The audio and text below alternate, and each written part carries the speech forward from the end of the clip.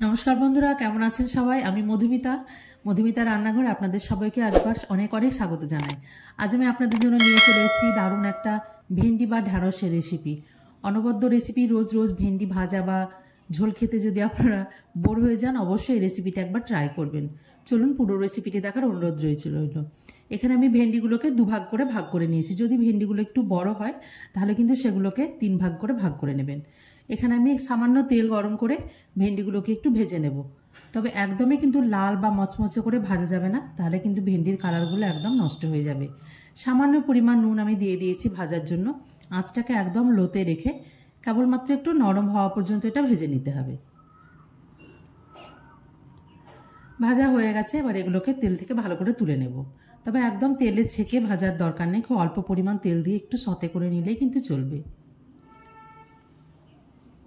আবার একটু আমি তেল দিয়ে দিয়েছি। তেলের মধ্যে আবার দিয়ে দিলাম আমি সামান্য পরিমাণে একটু 5 ফোড়ন এবং 2টো শুকনো লঙ্কা এবং 2টো এলাচ। আপনারা চাইলে দারচিনি লবঙ্গও দিতে পারেন, তবে আমি শুধু এখানে এলাচ দিয়েই ফ্লেভারটা কিন্তু খুব সুন্দর আসবে। ফোড়নটা খুব ভালোভাবে ভাজা হয়ে গেলে আমি এখানে দিয়ে দিব কুচি করে রাখা পেঁয়াজ। এখানে মিডিয়াম সাইজের 2টো পেঁয়াজকে আমি খুব ছোট ছোট করে কুচি করে নিয়েছি।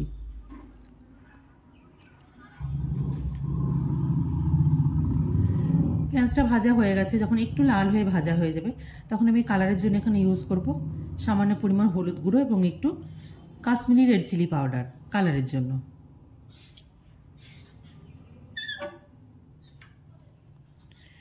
ভালোভাবে খুব সুন্দর একটা কালার চলে এসছে। এবার আমি এখানে নিয়ে নিয়েছি 1 চামচ পরিমাণ আদা এবং রসুন বাটা। এটাকে দিয়েও খুব ভালোভাবে একটু ভেজে নেব। তবে আঁচটায় কিন্তু একদম লোতে রেখে কাজটি করতে হবে।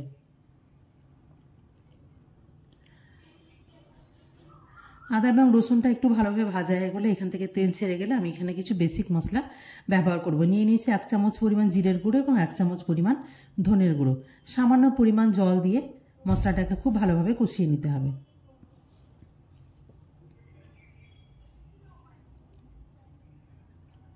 একদম লো টু মিডিয়ামে রেখে মশলাটা ভালোভাবে কষিয়ে নিতে হবে যতক্ষণ না তেল ছাড়ছে। এখানে তেল ছেড়ে গেছে, আমি নিয়ে নিয়েছি 2 চামচ পরিমাণ টক দই। টক দইটা খুব ভালোভাবে ফেটিয়ে নিয়েছি। তবে খেয়াল রাখতে হবে যেন খুব বেশি পরিমাণ টক না হয়। এখানেও একটু অপেক্ষা করতে হবে, বেশি একদম জোরে আঁচ করা যাবে না, নইলে কিন্তু এখানে জল ছেড়ে যাবে। তবে এখানে দই থেকে একদম তেল বেরিয়ে গেছে, মশলাটাগুলো সম্পূর্ণ খুব ভালোভাবে কষানো হয়ে গেছে। এবার এর মধ্যে আমি আগে থেকে যে ভেন্ডিগুলো আমি ভেজে রেখেছিলাম তেলের মধ্যে, সেগুলো এর মধ্যে মিশিয়ে ফেলব। খুব ভালোভাবে ভেন্ডির সঙ্গে মশলাগুলোকে মিশিয়ে নিতে হবে।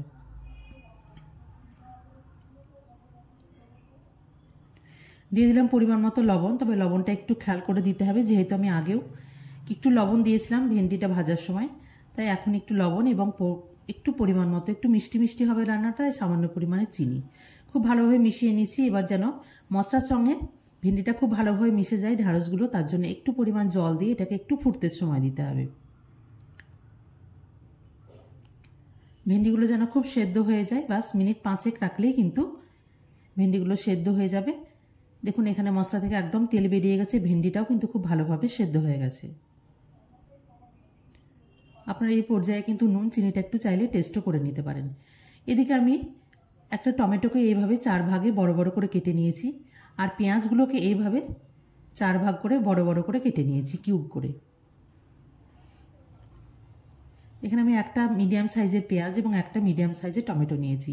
অন্য একটা কড়াই বসিয়ে আমি এখানে 1 চামচ দিয়ে দিয়েছি বাটার। বাটারটা একটু গরম হলেই এখানে পেঁয়াজ এবং টমেটোটা ভালোভাবে একটু সতে করে নেব। তবে একদমই লাল করে ভাজার কোনো দরকার নেই, সামান্য পরিমাণ এখানে লবণ মিশিয়ে দেব। তারপরে আঁচটাকে একদম লোতে রেখে 1 মিনিট মতো এভাবে কিন্তু আমি ভেজে নেব, যেন পেঁয়াজ এবং টমেটোটা একটু নরম হয়ে যায়, সেদিকে খেয়াল রাখতে হবে। এগুলো ভাজা হয়ে গেছে, এবার তুলে নেব।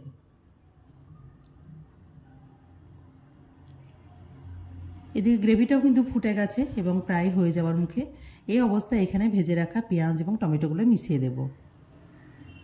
তবে বাটার না চাইলে আপনারা সাদা তেল দিয়েও করতে পারেন, তবে বাটারের কিন্তু ফ্লেভারটা অসাধারণ লাগে এই রান্নাতে। তাই চেষ্টা করবেন 1 চামচ বাটার দিয়ে এগুলোকে একটু সতে করে নিতে। খুব ভালোভাবে মিশিয়ে নিয়েছি। এদিকে ভেন্ডিগুলো কিন্তু খুব ভালোভাবে সেদ্ধ হয়ে গেছে। এখানে আমি ফ্লেভারটাকে আরও একটু অসাধারণ করে দেওয়ার জন্য নিয়ে নিয়েছি 1 চামচ পরিমাণ মেথি। মেথি না চাইলে আপনারা এখানে ধনেপাতা কুচি থাকলে সেটাও দিতে পারেন। এটা নিয়ে নিয়েছি কসৌরি মেথি, তারপরে ভালোভাবে মিশিয়ে এটাকে এখন আপনারা চাইলে কিন্তু গ্রেভিটা একটু কম বেশি করে নিতে পারেন। তবে আমার এই রেসিপিটি যদি আপনাদের ভালো লাগে আমার চ্যানেলটিকে সাবস্ক্রাইব করবেন, লাইক, শেয়ার এবং কমেন্ট করে আমার পাশে থাকবেন।